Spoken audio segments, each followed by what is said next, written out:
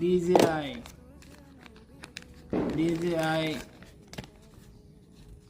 Mini.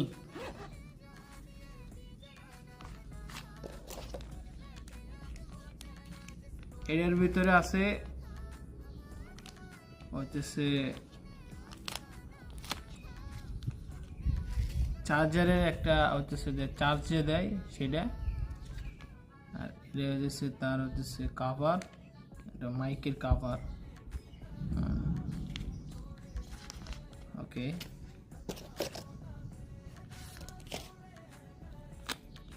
এটা হইতেছে